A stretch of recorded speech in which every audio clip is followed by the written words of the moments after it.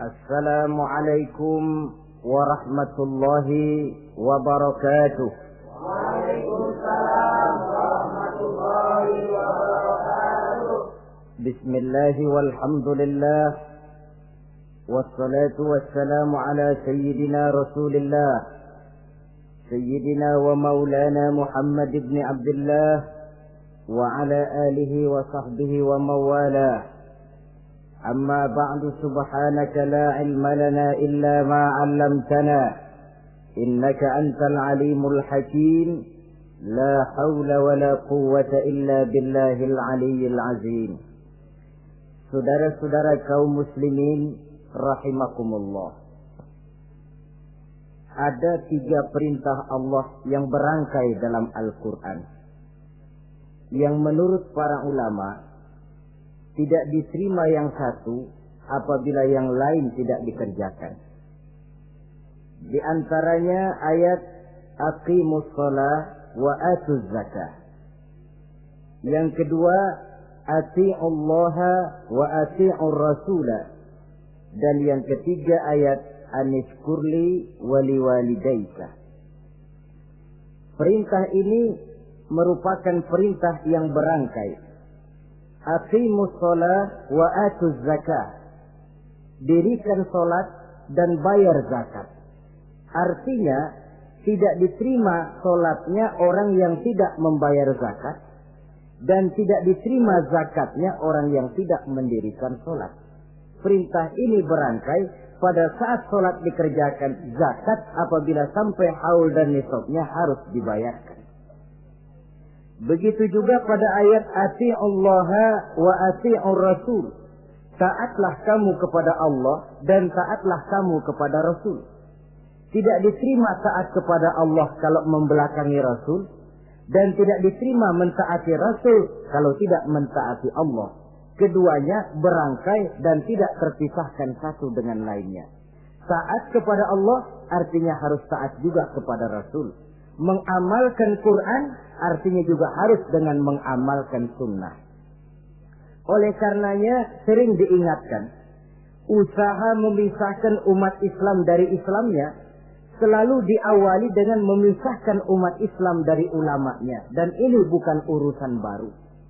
Sejak zaman dahulu, orang-orang yang anti kepada Islam selalu berusaha memisahkan umat Islam dengan Islamnya. Caranya, pertama dipisahkan umat dari ulama. Kalau cara ini berhasil, mereka masuk kepada tingkat yang kedua, ditanamkan keraguan kepada sunnah. Kalau cara ini pun juga mereka berhasil, masuk kepada bagian ketiga yang terpenting, menanamkan keraguan kepada Al-Quranul Karim. Kalau umat sudah meragukan Al-Quranul Karim, maka tidak ada lagi yang bisa diharapkan. Oleh karena itu, ati'ullah dan ati'ur rasul tidak bisa dipisahkan satu sama lain. Apabila kita mengamalkan ajaran Quran, seiring dengan itu kita juga harus menegakkan sunnahnya. Adapun ayat yang ketiga yang merupakan perintah berangkai ini, anishkurli waliwalidayka, kata Allah. Hendaklah engkau bersyukur kepadaku dan bersyukur kepada ibu bapakmu. Bersyukur kepada Allah tapi tidak bersyukur kepada ibu bapak tidak diterima. Bersyukur kepada ibu bapak tapi tidak bersyukur kepada Allah juga ditolak. Oleh karenanya keduanya tidak bisa terpisahkan satu sama lain.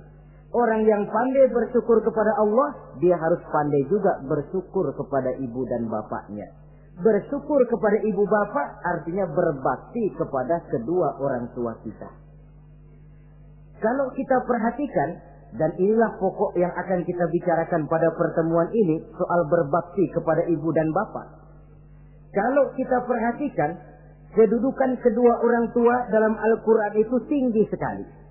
Kita baca misalnya dalam surah Al-Isra ayat 23. Di sana menjelaskan, وَقَضَى رَبُّكَ أَلَّا تَعْبُدُوا إِلَّا إِيَّهُ وَبِالْوَالِدَيْنِ إِحْسَانًا. Dan Allah Tuhanmu telah memutuskan, telah menetapkan, jangan kamu menyembah selain daripadanya, dan berbaktilah kepada kedua orang tua. kita perhatikan tartibul kalimat atau tertib urutan kalimat dalam ayat ini. Pertama, jangan menyembah selain kepada Allah. Yang kedua, berbakti kepada kedua orang tua. Allah, setelah itu kedua orang tua. Begitu tinggi kedudukannya sampai dirangkaikan dengan kewajiban menyembah hanya kepada Allah. Sesudah itu apa? Wabil walidaini ihsana, berbakti, berbuat baik kepada ibu dan bapak. Lalu dalam surah An-Nisa ayat 36 kita temukan wa'budullaha wa la tusyriku bihi syai'a wa bil walidaini ihsana. Sembahlah Allah, jangan engkau sekutukan ia dengan sesuatu pun, dan berbuat baiklah kepada kedua orang tuamu. Lagi-lagi di sini perintah bertauhid, perintah menyembah hanya kepada Allah dirangkaikan dengan perintah berbakti kepada kedua orang tua. Dalam kehidupan sehari-hari biasanya perintah penting lahir pertama. Perintah penting kedua lahir pada urutan kedua. Dari segi prioritas kita bisa melihat tingginya kedudukan kedua orang tua kita di dalam kehidupan ini. Lalu orang tua adalah bapak dan ibu. Keduanya mempunyai peranan yang sangat besar sejak lahirnya kita ke alam dunia ini sampai kita meningkat menjadi anak-anak, remaja, dewasa. Bapak misalnya kita lihat sibuk mencari nafkah. Ia pergi pagi, pulang sore, peras keringat, banting tulang. Karena cita dan harapan agar anaknya kelak hidup lebih baik dari dia sekarang ini. Dan untuk itu dia rela peras keringat, banting tulang. Seolah-olah dia berkata, ayahmu biarlah kaki jadi kepala, kepala jadi kaki, asal kau kelak jadi orang. Yang kadang-kadang setelah kita sang anak ini jadi orang, sering lupa kacang akan kulitnya. Sehingga boleh jadi orang lalu berkata, kalau orang tua kaya, anak jadi raja. Kalau orang tua, kalau anak yang kaya, orang tua sering jadi budak. Orang tua kaya, anak jadi raja. Apa yang dia mau jadi kenyataan. Tapi kalau anak yang kaya, kadang-kadang orang tuanya yang jadi budaknya. Lalu di samping sibuk mencari nafkah, bapak juga memberikan perlindungan dalam kehidupan ini. Menjadi simbol wibawa yang pada suatu saat kita akan merasakannya kalau dia sudah tidak ada. Begitu barangkali kecenderungan orang, seperti kata Imam Al-Ghazali, kamu baru merasa pentingnya suatu nikmat kalau dia sudah hilang dari diri kamu. Kita baru terasa pentingnya sehat kalau lagi sakit. Baru tahu pentingnya gigi kalau lagi sakit gigi. Baru tahu pentingnya telinga kalau lagi budak. Tetapi pada saat normal, kita menganggap itu sesuatu yang biasa. Bukankah keberadaan seorang bapak dalam hidup ini, di samping dia pelindung, juga menjadi simbol wibawa dalam kehidupan di masyarakat? Orang sering berkata, gue bukan takut sama lo, gue segan sama orang tua lo. Masih ada yang disegani, masih ada yang dihormati. Pantas saja kalau kita ambil dari sejarah, ketika baginda Rasul ditinggal wafat oleh Khadijah, oleh pamannya Abu Thalib, gangguan kafir Quraisy makin meningkat. Kenapa? Kemarin-marin mereka mau menghadang Nabi, mau menghantam Nabi, masih mandang Khadijah binti Khuwailid, seorang bekas janda bangsawan. Mereka masih memandang Abu Thalib, orang tua yang disegani. Sekarang dua-duanya sudah tidak ada, apalagi yang mau disegani, hantam saja sudah Muhammad. Itu pun dirasakan oleh pribadi Nabi kita. Saudara-saudara kaum muslimin, apalagi yang namanya ibu, dia lebih banyak menangani kita. Pantas kalau Rasul satu saat ditanya orang, ya Rasul, siapa sih yang paling harus saya taati di dunia ini? Ibumu. Lalu siapa lagi ya Rasul? Ibumu. Kemudian setelah itu siapa ya Rasul? Ibumu. Setelah itu siapa ya Rasul? Bapakmu. Ibu, baru bapak. 3 berbanding 1. Kenapa harus begitu? Kita lihat. Pertama yang namanya ibu, sejak proses kehamilannya sudah istilah Quran hamalathu wahnan ala wahnin. Dia mengandung kita dalam keberatan yang bertumpuk di atas keberatan. Berat kuadrat. Bahkan sebelum itu, sejak ngidam anaknya, ibu kita itu sudah kita siksa. Yang kepengen dimakan, yang bukan-bukan. Muntah, nggak karu-karuan. Keinginan yang tidak musim. Sampai ketika terjadi proses kehamilan. Dari hari ke hari hamilnya makin lama, makin berat, makin lama, makin besar. Kemana-mana dibawa. Belum pernah ditaruh. Ini berat mau ke pasar, taruh dulu sebentar. Tidak. Itu ya saudara, orang hamil itu ya, saya sendiri alhamdulillah belum pernah hamil. Tapi kalau kira-kira 2 kilo, itu ada itu. Umpama pengen ngerasain, cari kelapa yang beratnya kira-kira 2 kilo, gantung di perut kemana-mana bawa. Apa enak kayak begitu itu? Kehamilannya makin lama makin besar, makin lama makin besar. Tidurnya pun sudah serba sulit dan serba salah. Sampai dia kepada saat kelahirannya, saat melahirkannya, berhadapan dengan 2 pilihan. Kalau tidak hidup, mati. Dan seorang suami tidak pernah menghadapi saat-saat kritis macam gitu. Paling-paling waktu istrinya melahirkan, dia cuma nungguin di depan pintu. Bingung, gelisah, tapi masih sempat ngerokok. Si istri sudah pasrah berhadapan dengan kalau tidak hidup, mati. Saudara hadirin yang saya hormati, dalam pilihan itu dia lahirkan anaknya ke alam ini. Dan maha adil Allah. Andai kata pun seorang perempuan kalah dalam perjuangan ketika melahirkan anaknya, dia meninggal, dia mendapat pahala seperti orang yang mati syahid. Sebab orang mati syahid itu ada 3 macam. Ada syahid dunia akhirat. Ini orang yang pergi perang membela agama, niatnya karena Allah, dia gugur di medan perang, syahid dunia akhirat. Tidak usah dimandikan, dikafankan, disolatkan, dikubur dengan pakaian yang dia pakai, yang berlumur darah itu. Yang kedua, ada orang mendapat syahid akhirat. Artinya, mendapat pahala seperti pahalanya orang yang mati syahid. Tetapi jenazahnya tetap wajib diurus seperti biasa. Dimandikan, dikafankan, disolatkan. Hanya pahalanya seperti pahala orang mati syahid. Siapa mereka? Al-Gharik. Orang yang mati tenggelam, kelelep di kali, itu mati syahid, syahid akhirat. Apalagi sahibul hadmi, orang yang tertimpa benda keras secara mendadak, mati syahid, syahid akhirat. Di dunianya tetap wajib diurus seperti biasa. Saudara lagi jalan enak-enak ketiban batu 2 ton. Mati, mendapat pahala syahid, syahid akhirat. Tapi jangan diniatin. Kalau diniatin, saya mah pilih kelelep aja dah. Lu nyebur ke kali, mati, syahid. Tidak. Konyol malah itu, bunuh diri namanya. Nah, di antaranya yang mati syahid itu perempuan yang meninggal pada saat melahirkan anaknya. Tapi masalah kita dalam pilihan antara hidup dan mati, dia lahirkan anaknya ke alam ini.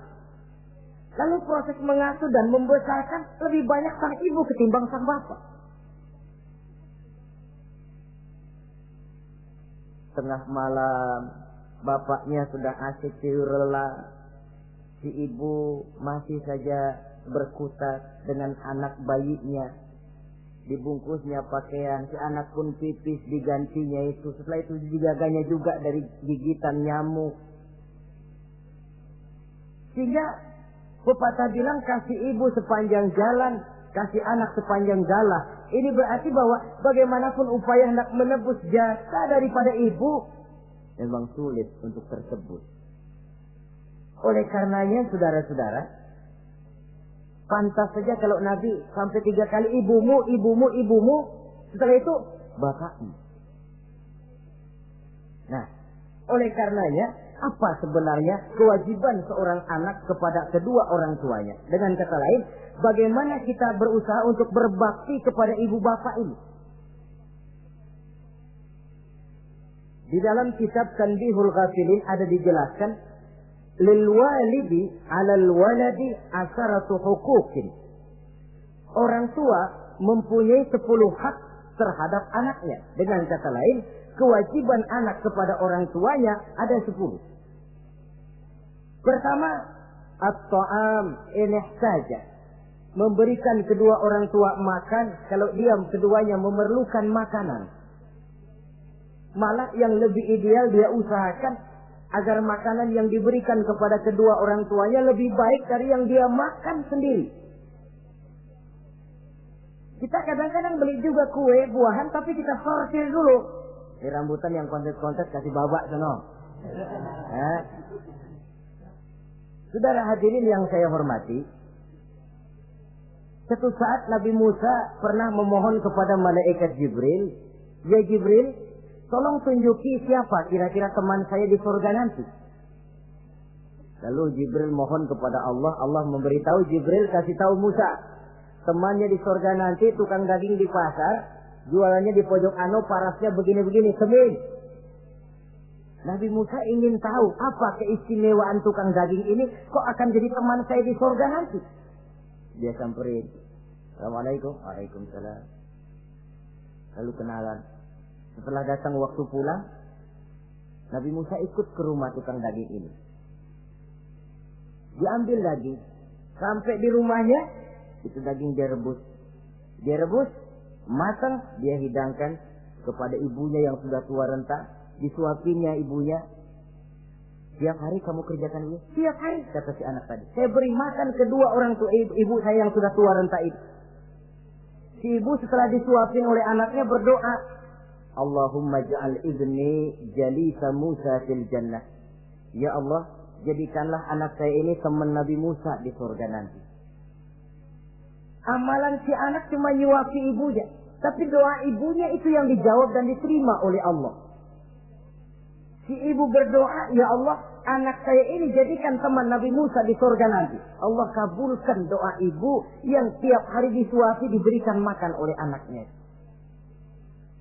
Jadi taruhlah kita sebagai anak ini, ibadah kita barangkali menyebabkan doa kita belum begitu diterima oleh Allah. Permohonan kita barangkali masih nyangkut di langit. Tapi jika kita bisa menyenangkan hati ibu bapak kita yang mendoakan kita, insya Allah makbul. Sebab orang tua itu doanya makbul, sumpahnya juga manjur. Kalau ibu sudah berkata, "Nak, air mata yang tertumpah terurai untuk mengasuh dan membesarkanmu, nak. Air susu ibu yang kau minum sampai kau tumbuh menjadi dewasa semacam ini, seluruh cucuran keringat dan jerih payah ibu rela, nak. Mudah-mudahan kau jadi orang berguna. Insya Allah hidup ada berkahnya." Tapi kalau hati orang tua sudah masghul, apalagi sampai keluar sumpahnya, banyak legenda-legenda, entah itu yang namanya si Malin Kundang, anak durhako, entah itu riwayat-riwayat lain yang menjelaskan bahwa tidak ada keberkahan yang bisa tegak tanpa doa dari ibu dan bapak. Saudara-saudara kaum muslimin yang saya hormati, memberikan makan kepada kedua orang tua. Sekarang kalau kedua orang tua mampu bagaimana? Tidak jadi soal. Tidak jadi soal orang tua mampu atau tidak kita memberikan, mengirimkan makanan. Apalagi kalau orang tua kita sudah lanjut usianya, ialah kalau umur 40-50 tahun masih bisa makan sendiri. Tapi pada saat saudara yang berbahagia dikaruniai orang tua berumur panjang, 70, 80, 90 tahun, sesuai dengan janji Allah, "Wa man nu'ammirhu nunakkishu fil khalqi." Siapa yang kami panjangkan umurnya, kami kurangi bentuk kejadiannya. Artinya berkurang nikmat Allah itu. Panjang umur, nikmat berkurang. Artinya mata sudah lamur, pikiran sudah rada pikun. Nunakkishu fil khalqi. Berkurang kejadian asalnya itu. Kesempurnaannya sudah tidak ada lagi. Mengurus orang tua macam begitu memang kalau nurutin pegawainya ya makan nasi. Kadang-kadang karena pikun pagi-pagi pengen kita beli es puket. Makan. Lagi zaman susah tukang bubur kepengen makan bubur. Tapi di situ ujian. Begitulah dahulu orang tua kita melayani kita dikala kita belum masih merah, belum bisa berbuat apa-apa, belum punya pilihan. Tapi mereka sabar, mereka ikhlas. Tidak sabarkah kita? Tidak ikhlaskah kita di hari tua mereka? Kita mengasuh dan melayani mereka. Kadang-kadang karena rewel, anak ketelepasan omong. Udah tua, rewel aja. Hancur hatinya. Dalam keadaan tidak berdaya, mendapat kata yang tidak enak lagi dari anak-anaknya. Saudara hadirin yang saya hormati, jadi soal orang tua mampu atau tidak memberi makan, itu bukan soal, tapi kewajiban anak memberikan makan kepada kedua orang tuanya. Ini kewajiban yang pertama. Kewajiban yang kedua, al-khidmatu in ihtaja. Al-khidmah artinya berbakti, mengabdi kepada ibu dan bapak. Satu hari ketika kumpul dengan para sahabat, Nabi pernah berpesan kepada Sayyidina Umar bin Khattab radhiyallahu anhu. Umar, saya ya Rasul. Nanti kalau kamu sempat datang ke kota Madinah, Umar, cari anak muda yang bernama Uwais Al-Qarni dan kau minta didoakan olehnya. Sayyidina Umar heran. Ini yang menyuruh Rasul. Padahal Rasul doanya mustajab. Dan lagian masih banyak orang-orang tua. Kenapa kalau datang ke Madinah suruh cari anak muda namanya Uwais Qarni dan minta didoakan olehnya? Apa keistimewaan Uwais Al-Qarni ini?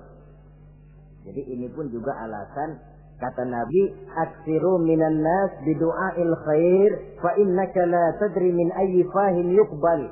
Banyak-banyaklah kamu minta doa kebaikan dari orang lain sebab kamu tidak tahu dari mulut yang mana doa diterima Allah. Menurut kita barangkali orangnya kere, nggak ada potongan. Tapi kalau doanya diterima Allah, siapa yang sanggup menghalangi? Ada orang bilang, enakan doa sendiri langsung mantap, tidak jelek. Tapi minta didoakan orang lain pun tidak salah. Saudara-saudara yang saya hormati, kadang-kadang tukang minta-minta pengemis datang ke rumah. Kita kasih 100 rupiah, lalu keluar doanya kan, mudah-mudahan rezekinya bapak lancar dan segala macam. Ada orang yang nggak sabar, dia bilang, Allah kenapa saya, kamu doain dirimu sendiri aja dah, supaya besok jangan jadi pengemis lagi. Secara logika mungkin, secara logika. Tapi agama bukan cuma logika. Siapa tahu dan siapa yang bisa menghalangi kalau doa dari mulut tukang pengemis itu yang diterima Allah? Tidak seorang pun yang tahu. Nah, Sayyidina Umar heran, apa sih keistimewaan Uwais Al-Qarni ini? Ketika beliau ke Madinah, diselidiki, apa keistimewaan si Uwais ini? Masih muda, tapi saya oleh Nabi disuruh temuin dan minta didoakan olehnya. Nah, jadi dalam pandangan Allah itu ya nggak ngurus tuanya. Yang afdal itu yang tua dan banyak ibadahnya, dekat dengan Allah. Tapi kalau tuanya cuma kejemur, ya yang mending-mending yang muda dan banyak ibadahnya. Uwais Al-Qarni ini contoh. Apa ibadah Uwais Al-Qarni? Ternyata dia seorang anak yang sangat berbakti kepada ibunya. Ayahnya sudah meninggal. Dia pernah menggendong ibunya dari Madinah ke Mekah cuma untuk bikin haji dan untuk bertemu dengan Rasul. Sayang, tidak sempat bertemu dengan Rasul. Menggendong ibu dari Madinah ke Mekah itu kira-kira 465 kilo ya. Jakarta Semarang. Digendong ibunya.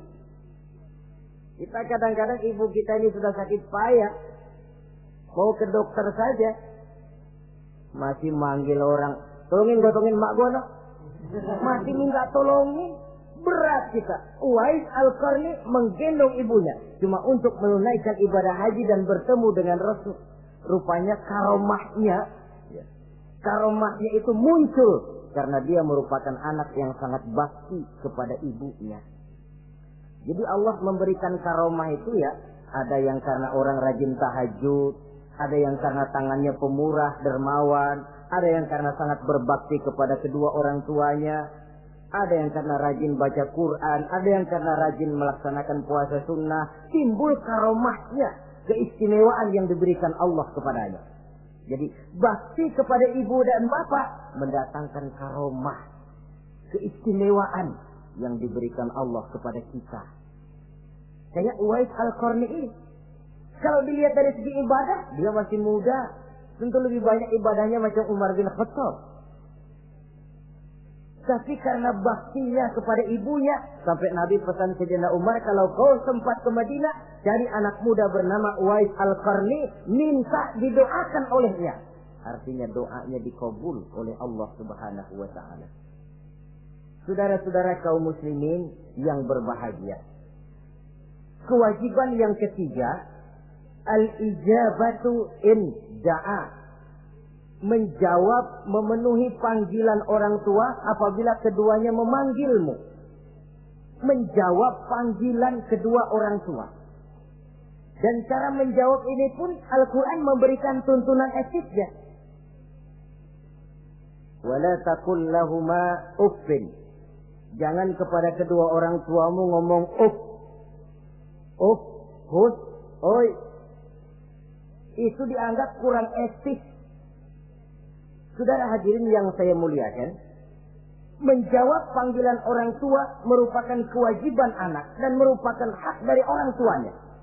Dia berhak untuk dijawab panggilannya dan anak berkewajiban untuk menjawab panggilan orang tuanya. Mari kita ikuti satu riwayat bahwa ada seorang anak muda yang soleh, tekun melaksanakan ibadah, namanya Jurayj. Satu hari Jurayj ini sedang sholat sunnah.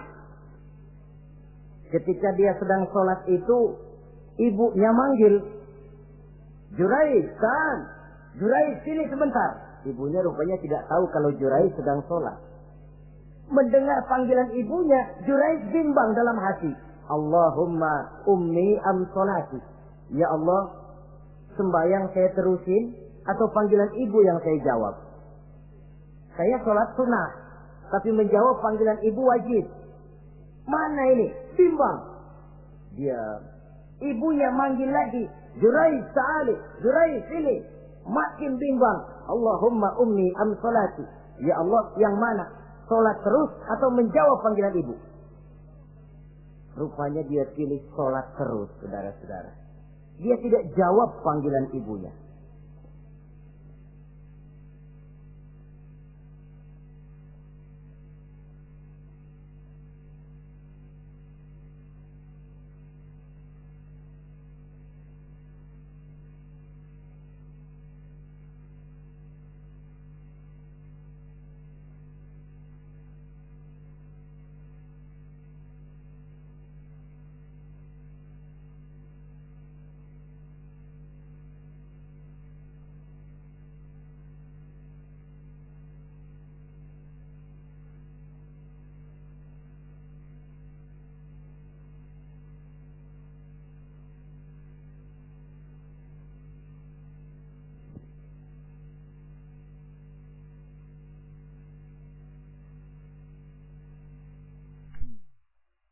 Karena panggilannya tidak dijawab ini, mangkel rupanya hati sang ibu.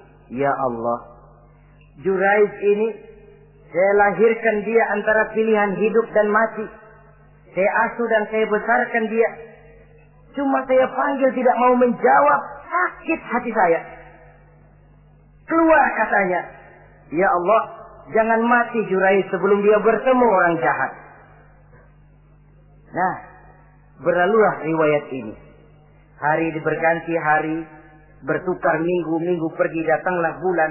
Kesolehan anak muda yang bernama Jurayj ini terkenal ke seluruh kampung. Dan biasa, kalau ada orang yang soleh, apalagi dia masih muda, yang usil banyak. Dan yang usil ini selalu berusaha mencari jalan bagaimana menghancurkan Jurayj ini. Saudara hadirin yang saya hormati, akhirnya mereka begini aja. Jurayj kan masih muda, kita goda pakai harta. Ah, tidak mungkin. Jurayj itu bukan orang yang mata duitan, dia tidak akan luluh oleh harta. Kita tawarkan kedudukan, juga tidak bisa. Begini saja. Dia kan masih muda tuh. Iya. Umpanin perempuan aja dah. Kirim cewek yang agak kece.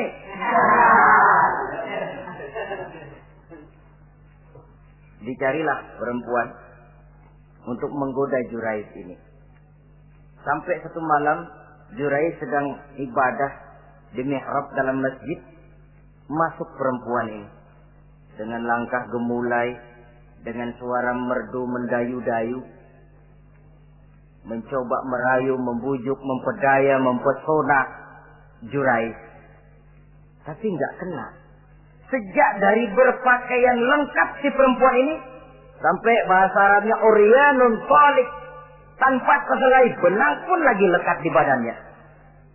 Menggoda Jurais, memegang Jurais, muter-muter di depan Jurais, tanpa selembar benang pun lekat di badannya. Jurais mantap.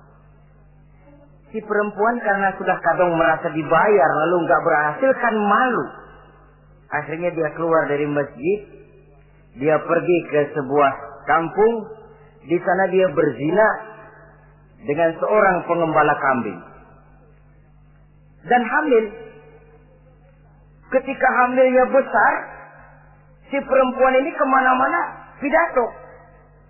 Saudara-saudara, kenal nggak Jurais? Kenal. Yang katanya rajin benar ibadah tuh, yang mainannya di masjid melulu, yang mainannya tasbih melulu. Nih, perut saya nih.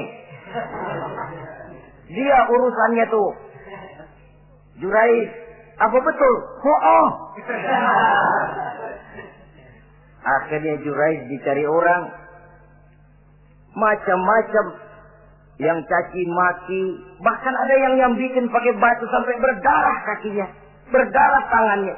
Caci maki orang sudah nggak karu-karuan. Masjid lo ya, topeng doang lo. Saudara hadirin yang saya hormati, kita lihat di sini, Jurais sedang sholat sunnah, dipanggil oleh ibunya, tidak menjawab. Cuma itu ilatnya. Dan ibunya pun tidak tahu kalau Jurais sedang sholat. Keluar omongan yang tidak enak, dan omongan itu manjur. Kata Jurais, saudara-saudara begini, apakah di antara saudara-saudara ada yang lihat saya melakukan zina dengan perempuan ini? Tidak ada. Lalu atas dasar apa saudara menuduh saya? Ya pengakuan si perempuan tadi. Nggak bisa dong kalau nggak ada saksi. Sekarang begini saja. Bagaimanapun saya ngotot, saudara nggak percaya, kita tunggu saja sampai si bayi ini lahir. Kita tanya dia nanti siapa bapaknya. Baiklah kalau begitu. Ditunggulah saat kelahiran sang bayi. Begitu bayi itu lahir ke alam ini, bron merah, masih orok. Setelah dibersihkan, ditekan perutnya oleh Jurais, ya gulam, kul man abuk. Bayi, tolong kasih tahu siapa bapakmu. Dengan izin Allah itu orok, bayi yang masih merah ngomong, bapak saya tukang ngangon kambing di kampung Ano. Kata Jurais tuh kan, gua tuh juga bukan gua ya. Gak percaya sih ente, main sabot aja. Begini akhirnya nih, ternyata sedang sholat sunnah dipanggil, tidak menjawab, ibunya mangkel, keluar omongan tidak enak, itu masih manjur. Apalagi kalau nggak lagi ngapa-ngapain, dipanggil nggak jawab, atau menjawab dengan panggilan yang nyakitin hati, tentu saja lebih manjur lagi ucapan orang tua kita itu. Saudara-saudara yang saya hormati, jadi kewajiban ini al-ijabatu inda'a, menjawab apabila dipanggil. Teorinya mudah ini, praktiknya yang sulit. Pada suatu saat kita sedang menghadapi urusan yang sangat penting, orang tua manggil. Pada suatu saat kita sedang menghadapi tamu untuk sesuatu yang vital, orang tua manggil. Pada saat semacam itu, seperti ada hadis, tuan rumah wajib menghormati tamu. Itu sih mudah dalam situasi normal. Tapi coba malam kita sudah nggak tidur, begitu mau tidur baru mau ngelayat, assalamualaikum tamu. kondisi begini untuk mengamalkan hadis tadi bisa apa tidak menghormati tamu dalam kondisi yang memang kita ini sudah mestinya istirahat. Mestinya kan hati kita. Tamu nggak tahu diri banget, gue mau tidur. Datang. Kalau kondisinya normal, menghormati tamu bukan sesuatu yang sulit. Begitu juga menjawab panggilan orang tua ini. Kalau kondisinya normal, mudah.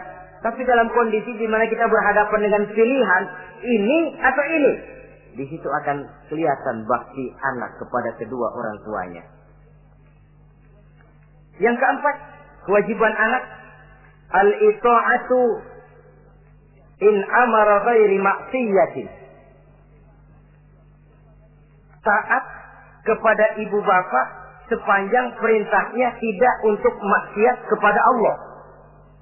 Kalau sudah perintahnya untuk maksiat, gugur kewajiban untuk taat. Umpamanya ada orang tua ngajak anaknya, "Nak, Ong, warung pojok yuk." "Ngapain, Mbak?" "Kita teler." Umpama anak tidak wajib taat. Atau ada orang tua musyawarah sama anaknya, "Nah, gimana kalau kita pindah agama saja?" Tidak wajib taat. Sepanjang perintah itu tidak untuk melakukan maksiat kepada Allah, anak wajib taat. Dan jangan lupa, kewajiban taat kepada kedua orang tua di bawah kewajiban taat kepada Allah dan Rasulnya. Allah dan Rasulnya, setelah itu ibu bapak. Apabila perintah tidak untuk melakukan maksiat, maka anak wajib untuk melakukan taat kepada kedua orang tuanya. Ini kewajiban yang keempat. Apatah lagi kalau cuma sekedar diperintah ngaji, diperintah sekolah, diperintah melakukan membantu pekerjaan yang ada di rumah. Itu sudah perintah yang di samping bermanfaat buat keluarga, juga menyangkut hari depan kita sendiri sebagai anak. Kadang-kadang memang kita mengukur dari sudut kepentingan kita tanpa melihat jauh ke depan. Misalnya, ada anak pulang sekolah, langsung ambil layangan sama benang berangkat ke lapangan.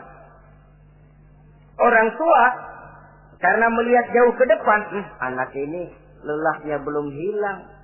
Dipanggil, "Nak, pulang nak, jangan main layangan. Sini dulu kau istirahat, makan, sholat, tidur siang nak. Nanti bangun tidur barulah main." Si anak mungkin hatinya ngedumil, "Bapak, orang main layangan aja dilarang." Ini kesan yang timbul. Orang main layangan saja kok dilarang. Padahal larangan ini adalah untuk kemanfaatan dan kemaslahatan si anak itu sendiri. Tapi anak tidak mau mengerti. Yang dia tahu, dia dilarang main layangan. Itu cuma karena pandangannya yang tidak jauh menerawang ke depan. Pepatah bilang, sekejam-kejamnya macan tidak ada yang makan anaknya sendiri. Artinya, bagaimanapun kondisinya, orang tua itu tidak ada yang akan sampai untuk menyengsarakan anaknya. Saudara-saudara kaum muslimin rahimakumullah. Jadi yang keempat, kewajiban untuk taat sepanjang tidak melakukan maksiat kepada Allah Subhanahu wa taala. Yang kelima, at-takallum ma'ahu bil-lail. Apabila bercakap-cakap dengan kedua orang tua, hendaklah dengan tutur kata yang lemah lembut. Wala tanharhuma wala taqul lahuma uffin wa qul lahuma qawlan karima. Jangan membentak, jangan up saja, hus saja, itu sudah tercela dan tidak boleh menurut ajaran agama. Apatah lagi sampai membentak, maaf, apalagi sampai melakukan tindakan kekerasan. Menendang orang tua, na'udzubillah, summa na'udzubillah. Memukul orang tua sendiri, Allah karim. Orang tua yang menyebabkan secara zahir keberadaan dia ke alam ini, sampai hati ditendang, dipukul, dibangsat-bangsati. Tidak ada kedurhakaan yang lebih berat selain daripada kedurhakaan kepada kedua orang tua sesudah orang menyekutukan Allah. Sehingga pantas kalau Nabi memberikan vonis, ridullah fi ridul walidain wa suhtullah fi suhtil walidain. Keredoan Allah di dalam keredoan ibu bapak, dan murka Allah pun berada dalam kemurkaan ibu bapak. Ibu bapak ridho, Allah insya Allah ridho. Ibu bapak murka, Allah murka. Jadi kebahagiaan apa yang bisa kita tegakkan dalam hidup tanpa restu dan doa kedua orang tua kita? Si anak mungkin karena pendidikannya lebih tinggi, pengalamannya lebih luas, pergi ke mancanegara, bisa segala macam bahasa, dididik secara canggih. Tapi apakah itu lalu berarti dia harus memalingkan diri dari kedua orang tuanya? Sama sekali tidak. Disinilah unsur yang namanya keberkahan. Maka sering dijelaskan orang tua adalah keramat hidup. Kita sering ziarah. Ya kadang-kadang kalau yang diziarahi kiai ya lumayan. Kadang-kadang yang diziarahi dukun yang sembahyang aja enggak. Cari mbah ano, cari ambah ano, cari keramat ano, cari keramat ini, cari keramat itu. Dan jangan lupa di beberapa daerah yang namanya kiai itu ya, yang disebut kiai, bukan cuma orang yang ngerti agama. Ya kalau saudara ke keraton Jogja mana, segala gerobak namanya kiai. Iya toh, kereta kencana itu. Degung namanya kiai. Lalu jangan lupa itu. Misi Zending pertama namanya juga Kiai Sadrak itu. Kiai, tapi misi Zending. Kalau di sana itu kiai itu panggilan untuk yang dipertua. Kita ziarah cari keramat Mbah Buyut, Mbah Sapu Jagat, Mbah Brojo, macam-macam Mbah. Tapi kita lupa di rumah kita ada keramat hidup. Siapa itu? Ibu bapak kita. Sebelum jauh-jauhlah berziarah ke tempat-tempat yang lain, di rumahku ada keramat yang hidup. Ibu dan bapak kita sendiri. Keramat hidup. Dengan doanya, hidup jadi berkah. Tapi kalau kita sakiti hatinya, hidup ini lalu jadi sempit, jalan bagai tertutup. Maka berbahagialah seorang anak apabila dia sudah sanggup melakukan satu bakti yang bisa menyenangkan hati kedua orang tuanya. Bercakap-cakap, berbicara dengan lemah lembut. Kadang-kadang di sebagian daerah ya sudah jadi kebiasaan. Manggil orang tuanya pakai elu aja. Bapaknya dianggap CS. Salaman juga main kedet aja. Halo be. Di samtu bapaknya nggak boleh meleng, main buat aja. Dari panggilan saja, saudara hadirin yang saya muliakan, sudah memberikan cermin. Sebab bahasa adalah cermin dari pribadi orang. Kalau kepada orang tua kita sendiri kita memakai bahasa yang kasar, cermin bahwa pribadi kita memang pribadi yang kasar. Jadi pantas kalau agama mengatakan, apabila kedua orang tuamu sudah mencapai usia lanjut, wala tanharhuma, jangan membentak, wala taqul lahuma uffin, jangan berbicara uff, wa qul lahuma qaulan karima, sampaikan berbicara kepadanya dengan qaulan karima, kata-kata yang mulia, bukan kata-kata yang bagus dan indah diminta, qaulan karima, kata-kata yang mulia. Ya Allah, luhur, indah betul bahasa Quran ini. Berbicara kepada kedua orang tua dengan kata-kata yang mulia. Jadi sekedar, itu saja tidak boleh, konon lagi sampai membentak. Termasuk orang tua ini yang mertua. Kalau orang tua kan tiga loh. Orang tua yang menyebabkan kita lahir ke dunia, ibu bapak kita. Orang tua yang mempercayakan anaknya kepada kita, mertua kita. Dan orang tua yang mendidik kita, guru kita. Ketiganya berfungsi orang tua. Kewajiban ini juga berlaku. So, mertua kan cuma sekedar istilah. Pada hakikatnya dia adalah orang tua kita juga. Jangan lalu berbeda karena cuma dia bapaknya istri kita.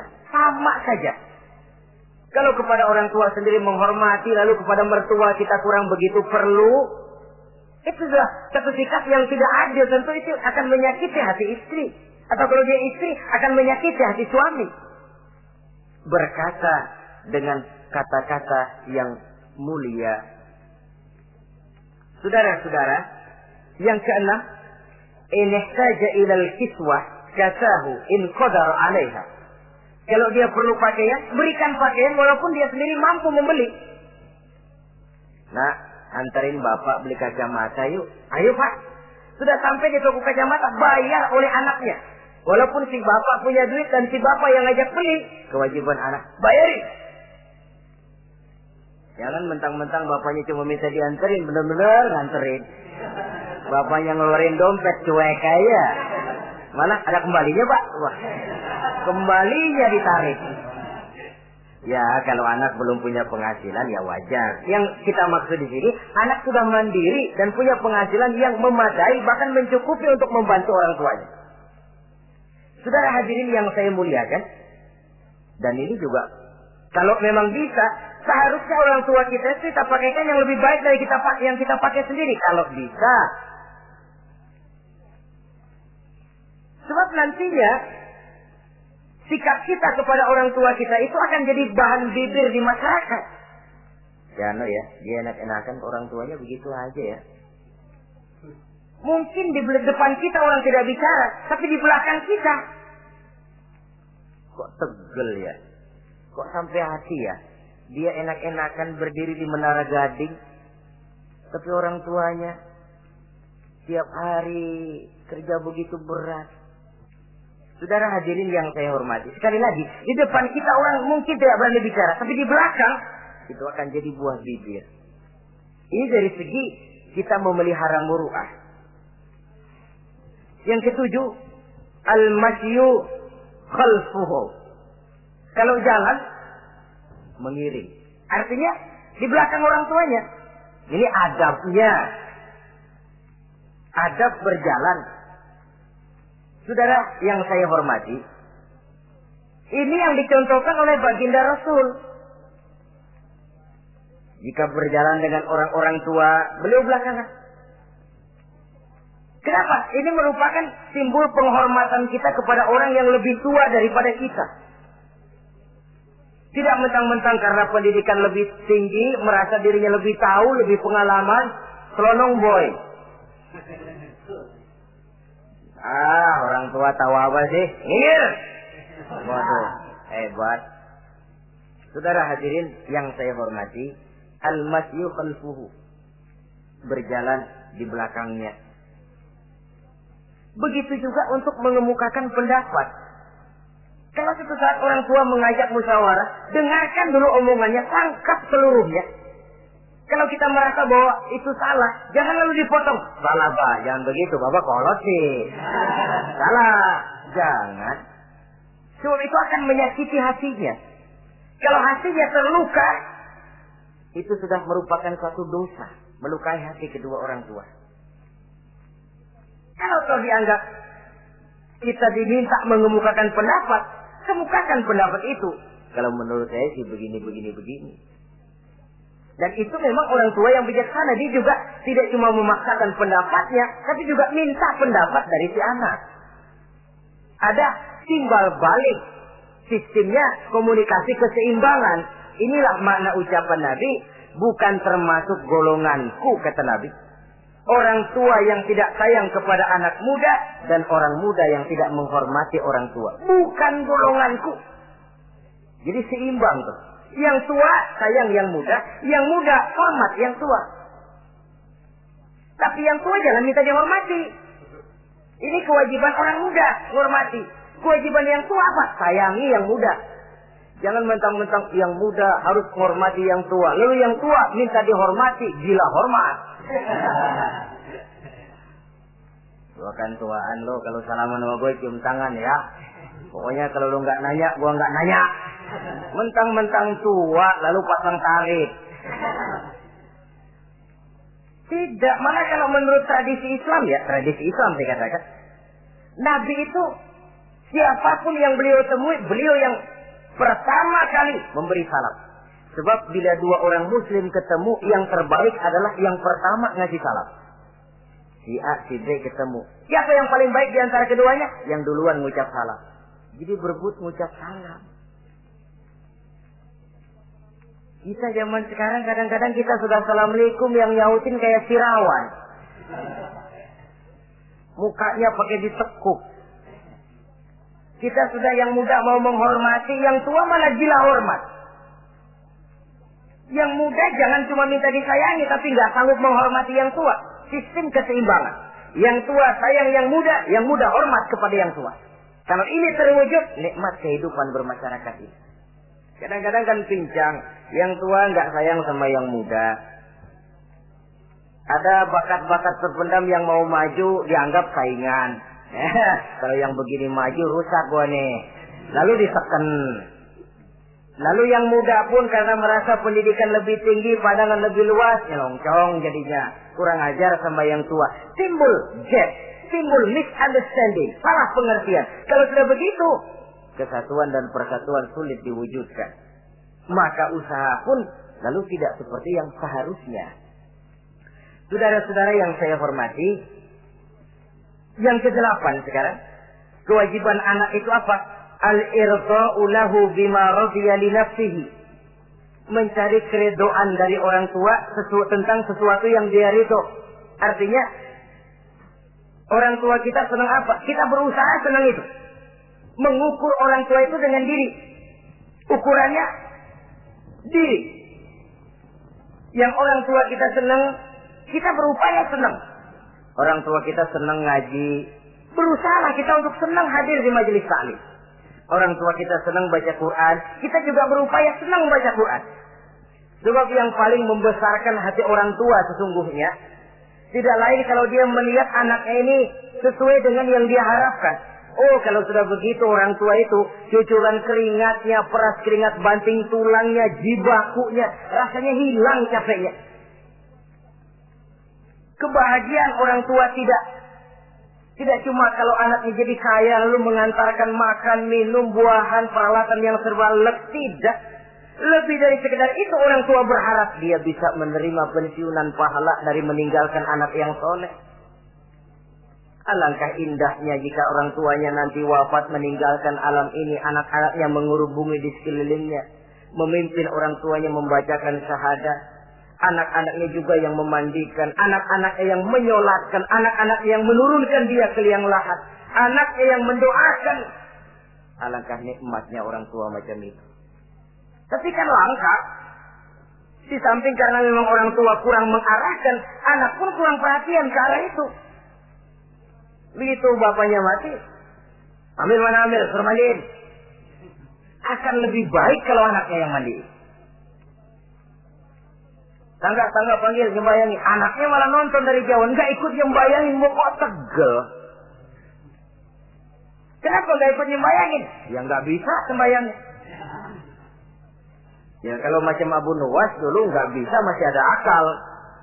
Ikut sembayang jenazah. Dia nggak tahu kalau sembayang jenazah itu cuma diri, nggak pakai ruku, nggak pakai sujud. Imam takbir dia takbir, begitu takbir kedua dia kira ruku dia. Habis takbir lagi sujud.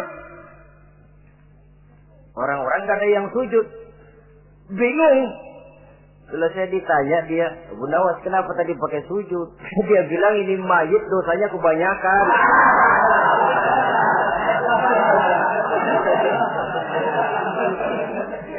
Jadi kalau nggak pakai sujud dosanya nggak diterima katanya.